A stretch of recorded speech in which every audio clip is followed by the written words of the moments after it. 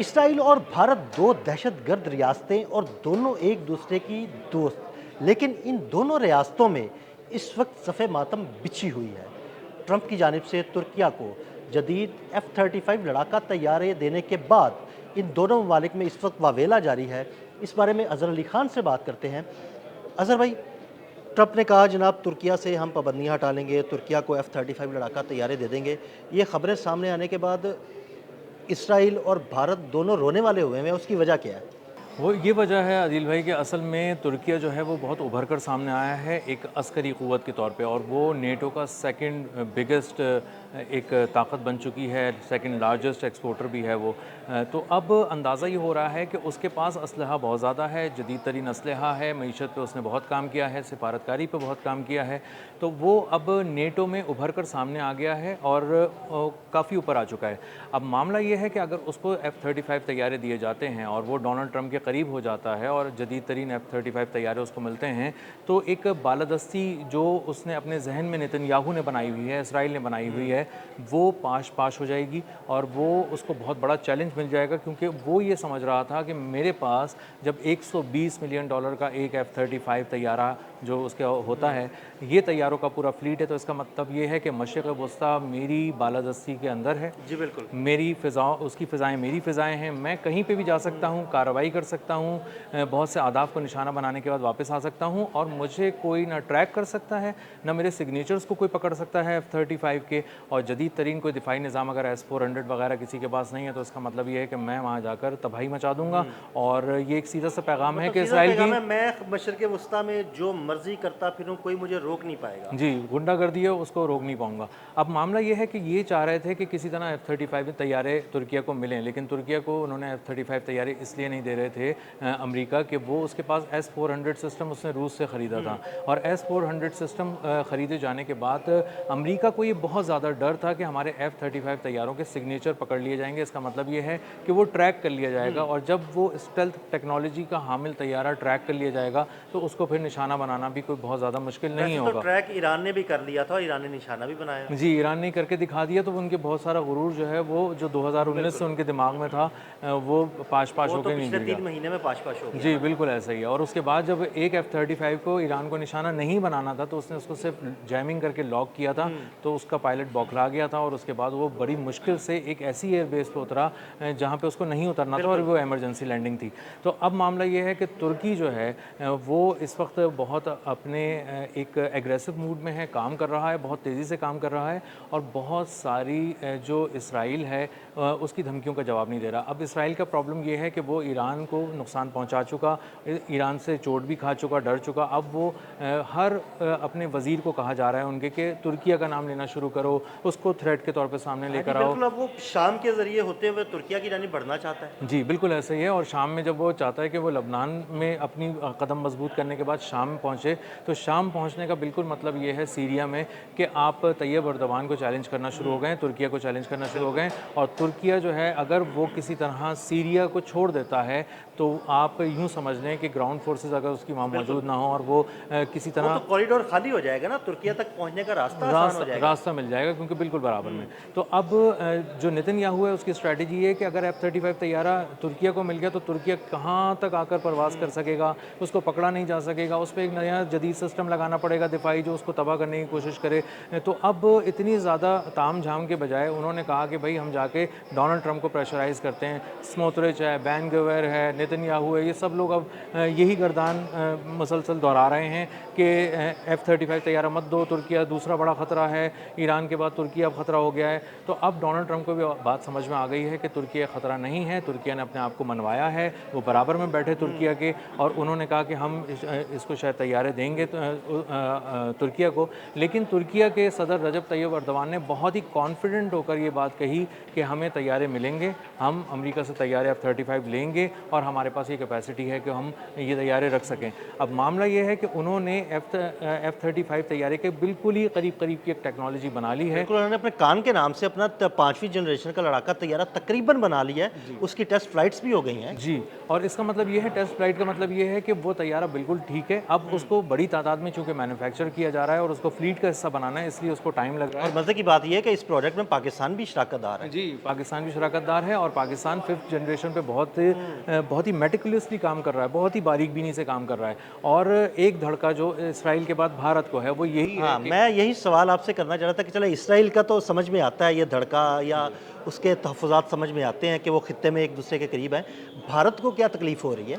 भारत को ये तकलीफ हो रही है कि उसको अब ये समझ में नहीं आ रहा कि उसको थप्पड़ कहाँ से पड़ने वाला है, क्योंकि पहले भी उसको ये लगा था कि जंग होगी जिसमें हम थोड़ा पाकिस्तान के साथ लड़ेंगे और ये करेंगे, और दुनिया भी यही समझ रही थी। लेकिन किसी को भी ये नहीं मालूम था कि ये जंग एक यकतरफा जंग होगी जिसमें पाकिस्तान बांध कर मारेगा। पाकिस्तान ने उतने ही ज़ख्म सहे अपनी जंग में जितने वो रिस्ट्रेंट का मुजाहरा करते हुए सह रहा था। उसके बाद जब जवाब देने का वक्त आया तो पता ये चला कि पाकिस्तान ने सिर्फ जवाब नहीं दिया, पहले हाथ पाँव बांधे और उसको एक नए वॉरफेयर से मुतारिफ कराया। जो 9 लाख फौज भारत की खड़ी एक जगह पे देख रही है शक्ल, बाकी फौज कहीं और खड़ी शक्ल देख रही है, हिल ही खड़े नहीं हुए पाए। देखते ही रह गए, ना हिल पाए, ना कुछ कर पाए कि उनके साथ हो क्या रहा है उन्हें समझ में ही नहीं आया। बिल्कुल। और इसीलिए उनको ये डर लगता है कि पाकिस्तान जो अब अगली जंग में या अगली कोई अगर हम उसके साथ जाके उससे भिड़ने की कोशिश करते हैं तो वो एक अलग तरह का सरप्राइज़ देगा, और वो अलग तरह का सरप्राइज़ जब हमें मिलेगा तो फिर हमारे कई साल ज़ाया हो जाएंगे उस टेक्नोलॉजी को समझने में। जब हम वो टेक्नोलॉजी लेके दोबारा पाकिस्तान को आंखें दिखाने की कोशिश करेंगे तो पाकिस्तान एक तीसरी टेक्नोलॉजी के और जरिए मुझे उनको लगता है कि मारेगा। उनके तहफ़्फ़ुज़ात की सबसे बड़ी वजह यह है कि चूँकि पाकिस्तान और तुर्किया जो है वो एक दूसरे के दोस्त ममालिक हैं। 5वीं जनरेशन के लड़ाका तैयारे पे दोनों काम कर रहे हैं कान के नाम से, और अगर तुर्किया को F-35 लड़ाका तैयारे मिल जाते हैं, वो टेक्नोलॉजी उसके पास आ जाती है और टेक्नोलॉजी की समझ तुर्किया को आ जाती है, तो वही टेक्नोलॉजी की समझ पाकिस्तान को भी मुंतकिल हो जाएगी। शायद इस वजह से भी वो ज़्यादा खौफ का शिकार है। बिल्कुल ऐसे ही है, क्योंकि पाकिस्तान बहुत पहले से 5th जनरेशन पे काम कर रहा है और उसको ये बात मालूम है कि ये टेक्नोलॉजी अगर हासिल नहीं कर रहे हैं आप तो आपकी फ़िज़ाओं में वो बरतरी नहीं है। इसीलिए 5th जनरेशन पे काम करते करते पाकिस्तान खुद बहुत ही एडवांस लेवल्स पे पहुंच चुका है, और अगर उसको F-35 से रिलेटेड कुछ ज़्यादा मालूमात मिल जाती हैं और वो उसको इस्तेमाल भी कर लेता है किसी तरह से, तो इसका मतलब ये होता है कि आप एक ऐसा तैयारा बना सकते हैं जो अपनी 5th जनरेशन प्लस F-35 की 5th जनरेशन और उसकी स्टेल्थ टेक्नोलॉजी को आप जब स्टडी करने के बाद चीज़ बनाएंगे तो आप F-35 से ज़्यादा ख़तरनाक एक तैयारा तैयार कर लेंगे। और जब वो तैयारा तैयार कर लेंगे तो उसके मतलब ये है कि ये धड़का इसराइल को भी लगा रहता है और ये धड़का भारत को भी लगा रहता है।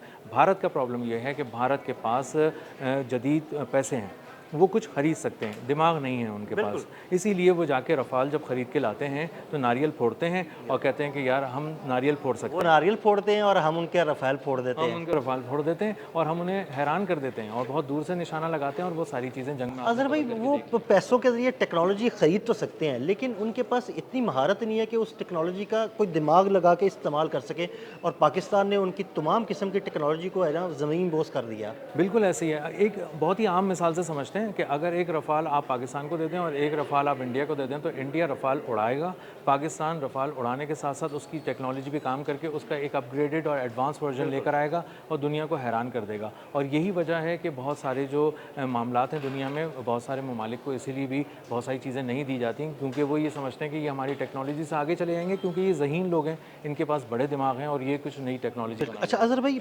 तुर्किया को F-35 लड़ाका तैयारे अगर मिल जाते हैं तो ख़ित्ते में आप उसकी बर्तरी को कैसे समझते हैं कि क्या इसराइल पर उससे बर्तरी हासिल हो जाएगी?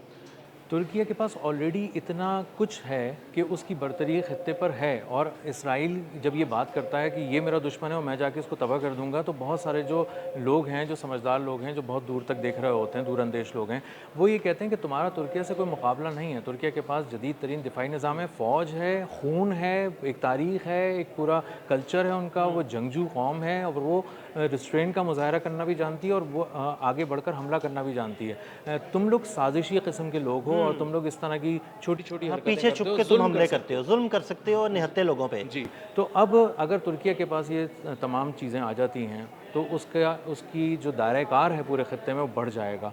और आप यूँ समझें कि वो जब आप इसराइल उस पे हमला करने की कोशिश करता है, तो जब इसराइल के ऊपर भी जो है जवाबी वार हो सकता है और उसके मफादात जो ख़त्ते में हैं उन पे भी जवाबी वार हो सकता है। तो अब वो इसलिए डर रहे हैं कि ऑलरेडी उनके पास बहुत अच्छा इक्विपमेंट है, मिलिट्री इक्विपमेंट तुर्किया के पास, और अगर तुर्किया को मज़ीद कुछ चीज़ें दे के उसको इक्विप्ड कर दिया जाता है तो इसका मतलब ये है कि ये उसी तरह छितर खाएगा जिस तरह पाकिस्तान से भारत ने खाए हैं ना, कि वो रो भी रहा था, फिर प्याज भी खा रहा था, फिर छितर भी खा सौ रहा प्याज था, और 100 जूते, 100 बिल्कुल। जूते। तो यही मामला हुआ उसके साथ, इसीलिए परेशान है, इसीलिए लॉबिंग शुरू कर दी है उन्होंने। ये वाशिंगटन के अंदर, वाइट हाउस के अंदर अपनी जो लॉबी है उसको सरगर्म कर दिया है। इसीलिए उन्होंने अपने हर मिनिस्टर को कहा है कि अपने बयान के साथ तुर्किया ज़रूर बोला करो। लबनान वबनान की जब बात करके फ़ाइनल करके जब ख़त्म करो ना कि लबनान से हम वापस नहीं आएंगे, तो एक जुमला तुर्किया के बारे में ज़रूर कहा करो। ये उन्होंने एक कौमी पॉलिसी के तौर पे अपनी काबीना को समझा दी है। और इसीलिए आप देखें, स्मोतरिच हो, बैंकोवर हो, कोई और भी हो, बिल्कुल। वो उनके बयानात में रोज़ तुर्किया का ज़िक्र होता है। हाँ जी, और उनका एक्स पीएम जो है नफ्ताली बेनेट, वो भी इस तरह की बातें कर रहा होता है कि भाई कौन कौन से अब अपकमिंग चैलेंजेस हैं इसराइल के लिए। तो अंदाज़ा ही हो रहा है कि जो नई आने वाली गवर्नमेंट है, चाहे वो नेतन्याहू की हो या नहीं हो, वैसे तो नेतन्याहू नज़र नहीं आ रहा है, लेकिन अगर कोई नई गवर्नमेंट भी आती है तो वो तुर्किया को थ्रेट लिस्ट में ऊपर करके रखेगी, उसके बारे में खूब शोर मचाएगी, वावेला करेगी और उसको उसी तरह से बदनाम करने की कोशिश करेगी जैसे उसने ईरान को बदनाम करके तनहा करने की कोशिश की। लेकिन वो जहाँ जैसे वो ईरान के साथ मार खाया है, उससे कई गुना ज़्यादा इस पे क़यामत बरसेगी, ये बहुत बुरी मार खाएगा। बहुत शुक्रिया अज़हर भाई। अज़हर भाई ने बड़ी तफ़सील के साथ इस सारे मामले पर रोशनी डाली। मज़ीद अपडेट्स के लिए हमें फ़ॉलो करते रहें। अदील अहमद और अज़हर अली ख़ान को इजाज़त दीजिएगा। अल्लाह हाफ़िज़।